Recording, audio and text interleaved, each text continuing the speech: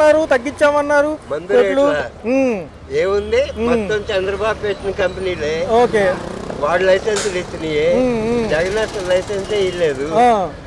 ఆడు కంపెనీలో తయారైన ముందే జగన్ అన్నాడు, ముందే చెప్పాడు. ఓకే, ఎలక్షన్ ముందు చెప్పాడు జగన్, నేను వస్తే రేట్లు పెంచా, మందు శాతాన్ని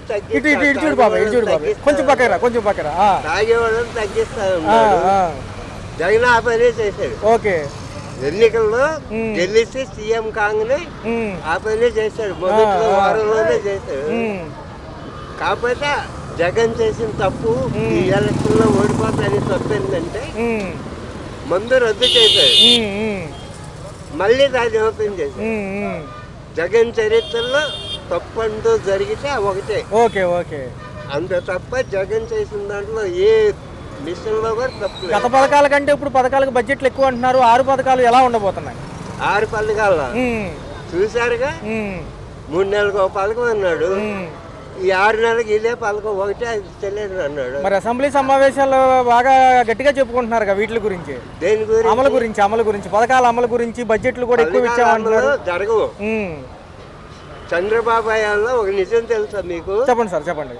వాడి జీవితంలో ఎన్టీ రామారావుని హైదరాబాద్ హోటల్ పేరు ఏదో ఉంది, వైస్రాయ్ హోటల్, వైస్రాయ్ హోటల్లో ఏ రోజైతే అక్కడ సస్పెండ్ చేశాడు, ఎమ్మెల్యేలు ₹1 కోటి ఇచ్చి కొన్నాడు, ఆ రోజు ఎన్టీ రామారావు మీసం మెల్లేస్తే ఆ రోజు జైలుకి పోవాలి.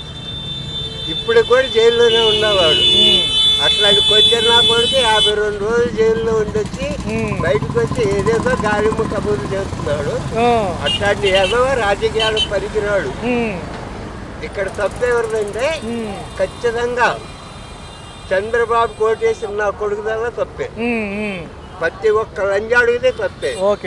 100% నేను గ్యారెంటీ చెప్పగలను.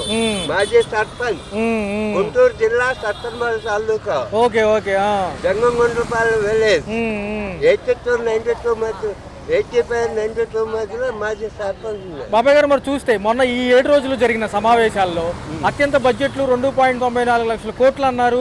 ఇవన్నీ అసలు నిజంగా సామాన్యుడికి అర్థమయ్యే ప్రక్రియ అంటారా? అసలు అంత డబ్బు వీళ్ళ దగ్గర ఉంది. ఇసుక అమ్మాడు 1 లక్ష కోట్లకి. ఇసుక మొత్తం ఎంపీలు ఎమ్మెల్యేలు దెంగేశారు. ఉచితం అంటున్నారు, ర్యాంపుల దగ్గర ఉచితం అంటున్నారు వీళ్ళు. అసలు ఉచితం ఏడుంది? వాడు మొన్న పేపర్లో చూసారా, ఇదేదో కట్టి బొంగులు తాటివాసాలు అవి కట్టి డబ్బులు ఇస్తేనే పోయిన లోపల దెంగేను బయటకని అది కూర్చొని వచ్చారు. మరి ఇది నిజమా, అది నిజమా? మరి అమ్మకం వందనం పథకం ఉంది, మరి మిగతా నిరుద్యోగ భృతి అన్నారు, చేయూత రైతులకి ఓట్ల కోసం గొద్ద దెంగాడు. వాడి నమ్మకం ఏంటంటే మనం హామీ ఇస్తే జనం మోసపోతారు. ఒకసారి జనం మోసపోయినాక 5 ఏళ్ళు వాళ్ళు మడ్డ కూడా కొడవలేరు. అందరూ అయితే సవ్యంగా మాట్లాడతారు. నాకు సవ్యంగా మాట్లాడాల్సిన అవసరం. చంద్రబాబు వచ్చి దెంగించుకున్నా వాడేతులుగా నేను ఇలాగే మాట్లాడు. వాలంటీర్లు రోడ్డు మీదకి వచ్చేసారు, వాళ్ళ పరిస్థితి ఏంటంటారు? వాలంటీర్లు తీసేశారు విధుల నుంచి. వాళ్ళ పరిస్థితి ఏం లేదు. వాడు పవన్ గారు ఏం చేస్తున్నాడు, అది గవర్నమెంట్ లిస్ట్ లో లేదంట. గవర్నమెంట్ ఏం చేస్తుంది, అసలు గవర్నమెంట్ ఏం చెప్పేది, మొన్న నేను బొడుమేరు దెంగించుకున్నప్పుడు ఆ వాలంటీర్లే గట్టయింది. అవును, లేకపోతే ఇంకొక 100 మంది తెచ్చేవాళ్ళుగా.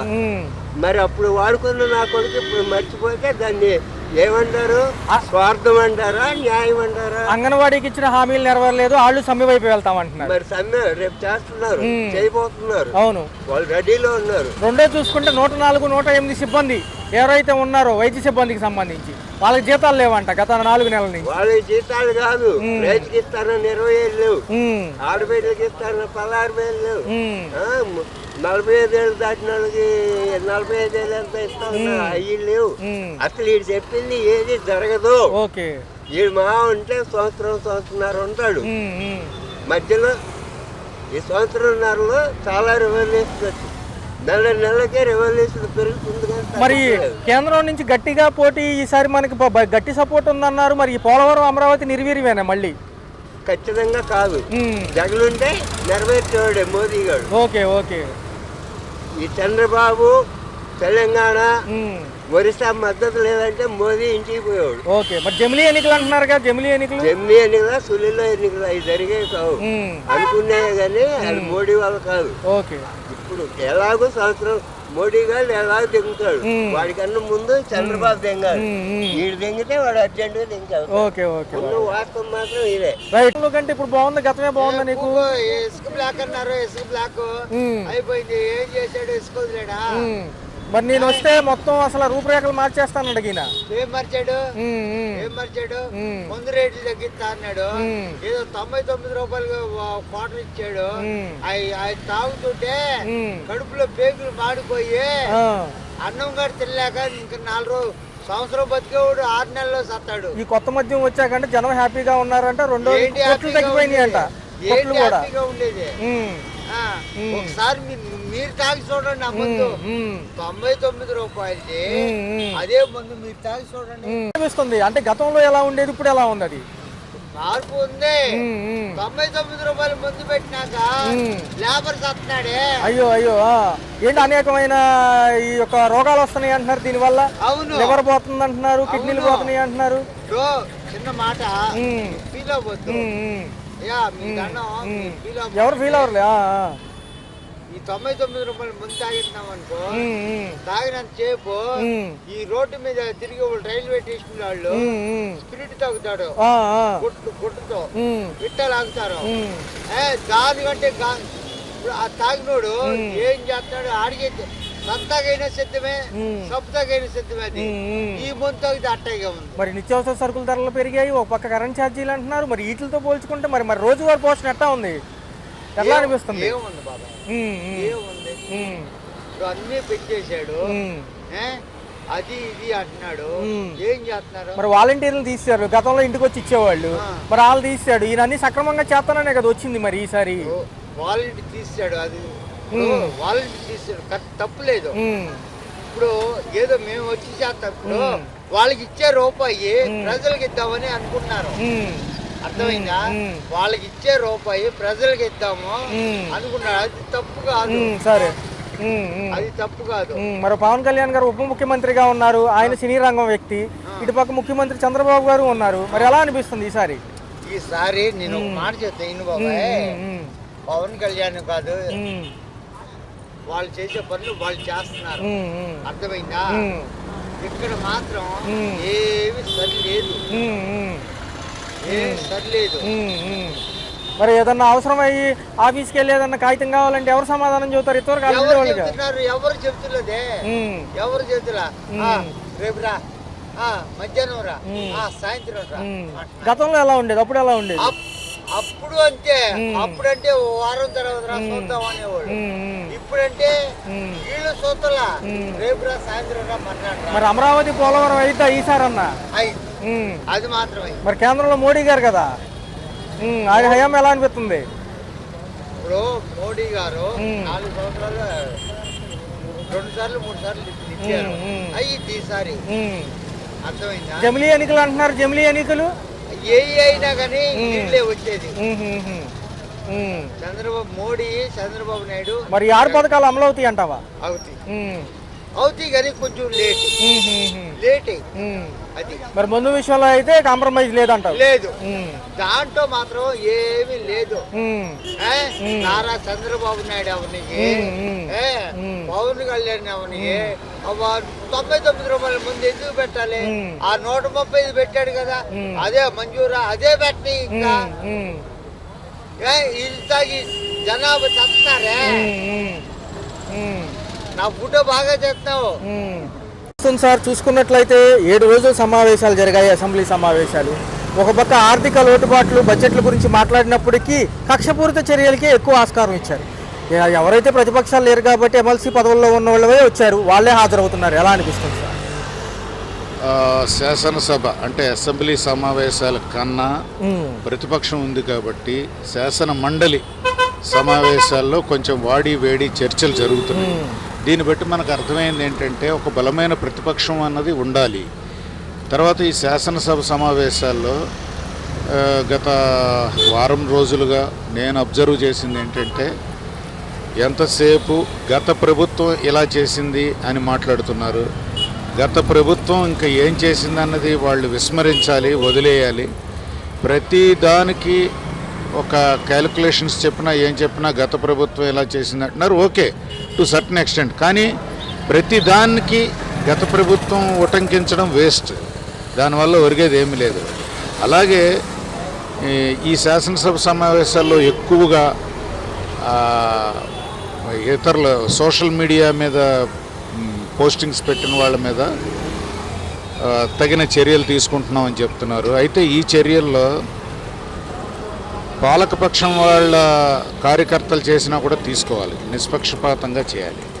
గతంలో ఎవరైతే మరి ఆ ప్రభుత్వం మీద, జగన్ గారి ప్రభుత్వం మీద పోస్టింగ్స్ పెట్టారో వాళ్ళని కూడా సీరియస్గానే పరిగణించాలి. వాళ్ళు కూడా లేడీస్ని అవమానించారు. అయితే వీళ్ళ స్థాయిలో అవమానించలేదు. కానీ ఈ సోషల్ మీడియా అరెస్టులు మాత్రం నిష్పక్షపాతంగా జరిగితే అందరికీ భయం ఉంటుంది. అందరూ మహిళల గౌరవం కాపాడాలి, అందరూ కూడా ఈ అబ్జెక్షనబుల్ లాంగ్వేజెస్ మాట్లాడకూడదు అని అంటే పాలకపక్షం లేదు, ప్రతిపక్షం లేదు, అందరినీ ఒక హెచ్చరిక చేసి 4-5 అటు ఇటు కూడా అరెస్టులు చేయడం, వాళ్ళని వార్నింగ్ ఇచ్చి వదిలిపెట్టడం అయితే బాగుంటుంది. వన్ సైడెడ్గా జరుగుతున్న అభిప్రాయం అయితే ఉంది సార్. మరి ఎలా అనిపిస్తుంది? ఒక పక్క బడ్జెట్ సమావేశాలు కూడా ముగిసిపోయాయి, అరకొరగా ఇచ్చిన నిధులపైన లెక్కలే చూపిస్తున్నారు. కానీ మరి ఈ సంపద సృష్టించి తీసుకురావాలి కాబట్టి ఎంత సమయం పట్టొచ్చు? 4 ఏళ్లే పరిమితి పెట్టుకున్నారు అభివృద్ధికి వీళ్ళు. సంపద సృష్టి అంటేనండి ఫస్ట్ మౌలిక సదుపాయాలు మనం కల్పించాలి ఒక వ్యాపారం చేసుకోవటానికి. ఫర్ ఎగ్జాంపుల్ ఈ రోడ్డు బాగుంటేనే, లేకపోతే ఇక్కడ బిల్డింగ్స్ ఉంటేనే వ్యాపారం వస్తుంది ఆటోమేటిక్గా. ఎన్నో లక్షల వేల కోట్లు పెట్టి సడన్గా అంతా నిర్మించాల్సిన అవసరం లేదు. నెమ్మదిగా central government offices, reserve bank of India, state bank of India, ఇలాంటి ఆఫీసులన్నీ నెమ్మదిగా అమరావతిలోకి వస్తే జనాల మూమెంట్ పెరుగుతుంది. జనం మూమెంట్ అంటే మనీ మూమెంట్ అన్నది ఎప్పుడైతే ఉందో మనీగా కన్వర్ట్ అవుతుంది అది. అలాగే రకరకాల ప్రాంతాల నుంచి ప్రజలు వస్తూ ఉంటే డబ్బు మార్పిడి జరుగుతూ ఉంటుంది, మనీ కూడా ఫ్లోలో ఉంటుంది. ఎప్పుడైతే మనీ ఫ్లో ఉందో, మూమెంట్ ఈజ్ మనీ అన్నానో, అది తప్పకుండా సాధ్యం అవుతుంది. అంతేగాని సంపద సృష్టించడం అంటే మీ ఉద్దేశంలో కానీ ఇతరుల ఉద్దేశంలో కానీ ఏదో పెద్ద బంగారం కొండ కట్టేసి దాని నుంచి వచ్చేది మనం తీసుకుందాం అనుకోవటం అన్నది అది అవివేకం. నిన్న పర్టికులర్గా చూసుకుంటే పోలవరం గురించే చర్చ సార్. మా ఏదైతే ఎత్తు తగ్గించిన కాడి నుంచి అనేక అంశాలు, ఒక పక్క పాత మెడికల్ కాలేజీలకు సంబంధించిన సీట్ల నిర్వీర్యం గురించి మాట్లాడుతున్నారు. ఈ పక్క ఏమో 30 లక్షల ఉద్యోగాల్లో ఫస్ట్ 20 లక్షలు ఇస్తామంటున్నారు కన్ఫామ్గా. విశాఖపట్నం కారిడార్ అంతా కూడా కొత్తగా మారబోతుంది అంటున్నారు. ఎలా ఉంది? ఎస్, సమావేశంలో పోలవరం ప్రాజెక్ట్ అన్నది ఆంధ్రప్రదేశ్కి జీవనాడి. Where there is water there is prosperity. నిన్న అతను చెప్పింది అంతా హైటెక్ ఉంది. ఆ డయాగ్రామ్స్ వేసి చెప్పాడు కదా. గోదావరి, కృష్ణా నది బ్లూ కలర్లో వేసి గ్రీన్ కలర్లో రకరకాల ఛానల్స్కి, కాలువలకి వాటికి కలిపారు. మంచిదే, కానీ ప్రజలకి ఇంత అర్థమయ్యేలాగా చెప్పకుండా తను చేయాల్సింది ఏదో చేసుకుంటూ పోతూ జస్ట్ క్రిస్ప్గా 2-3 మాటల్లో చెప్పేసి వదిలేస్తే సరిపోతుంది. కానీ శాసనసభ సమావేశాల్లో ఆ వాటర్ ఫ్లో డయాగ్రామ్స్ అన్నీ చూపిస్తే సామాన్య ప్రజలకు అర్థం అవుతుంది సరికదా, విసుగు వస్తుంది, టీవీ కట్టేసే పరిస్థితి వస్తుంది. నువ్వు చేయి, డెవలప్మెంట్ చేయండి, కాదనట్లేదు, ఒక రోజులో జరిగేది కాదు. పోలవరం మీద చర్చ జరగాల్సిందే, అర్థవంతమైన చర్చ జరగాలి, నిధులు రావాలి, దాన్ని డెవలప్మెంట్ అన్నది జరగాలి. నెక్స్ట్ అలాగే నిత్యావసర సరుకులు కూడా తగ్గించాలంటే ప్రభుత్వం చేతుల్లోనే ఉంటుంది. దాని మీద జాగ్రత్తగా ఒక సూపర్విజన్ పెడితే, ఒక ఏజెన్సీని పెడితే అది దాన్ని మానిటర్ చేయొచ్చు. పప్పులు, ఉప్పులు, ఇవన్నీ పప్పులు, ఉప్పులు, ఆయిల్స్, వెజిటబుల్స్, ఇవన్నీ సామాన్య ప్రజలకి కావాల్సినటువంటి ఐటమ్స్ అన్నీ. సో ఫైనల్గా చూసుకుంటే మహారాష్ట్ర ఎన్నికలకు సర్వం సిద్ధమైంది సార్. ప్రచారకర్తగా వెళ్ళిన పవన్ కళ్యాణ్ గారు కూడా చాలా ప్రసంగాలు చేశారు. అసెంబ్లీ సమావేశాలు వదులుకుని వచ్చి మరీ నేను చెప్తున్నానని కూడా చెప్పడం జరిగింది. సో ఈసారి ఎలా ఉండబోతుంది? మళ్ళీ బీజేపీ అక్కడ జెండా ఎగరవేయబోతుంది అంటారా? ఎందుకంటే తెలుగు వాళ్ళ యొక్క ఉనికి కూడా కొంతవరకు ఉందంటున్నారు అక్కడ. తెలుగు వాళ్ళ ఉనికి ఉన్నది మహారాష్ట్ర బోర్డర్స్లో ఉంటుందండి ఎక్కువ. ఇంటర్నల్ మహారాష్ట్రలో విదర్భ, మరాఠవాడ 2 రకాలు ఉన్నాయి అక్కడ. వీటిల్లో విదర్భ పోర్షన్లో అంటే ఈ నాగ్పూర్ సైడ్, అటు సైడ్ కొంత బలార్పూర్, చంద్రాపూర్, బలహర్ష అలాంటి చోట తెలుగు వాళ్ళు ఉన్నారు. అలాగే ఈ బలహర్ష యువతల రామగుండం మధ్యలో ఉన్నటువంటి బొగ్గు గనులు కానీ ఇతరత్ర ఉన్న చోట కూడా తెలుగు వాళ్ళు ఉన్నారు. అలాగే ఇటు నాందేడ్ సైడ్ డెగ్లూరు నాందేడ్ ఆ ఏరియాలో కొంతమంది తెలుగు వాళ్ళు ఉన్నారు.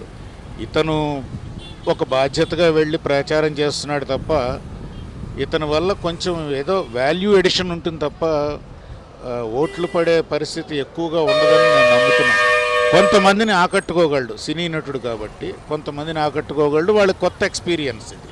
అయితే మహారాష్ట్రలో ఏదో వస్తుందన్నది, మహారాష్ట్ర మహా అఘాడి వస్తుందా లేకపోతే బీజేపీ సంకీర్ణ ప్రభుత్వం వస్తుందా అన్నది ప్రస్తుతానికైతే చెప్పలేము. ఓటింగ్ ట్రెండింగ్ బట్టి దాన్ని చూసి మనం మాట్లాడుకోవాలి. Right sir, thank you.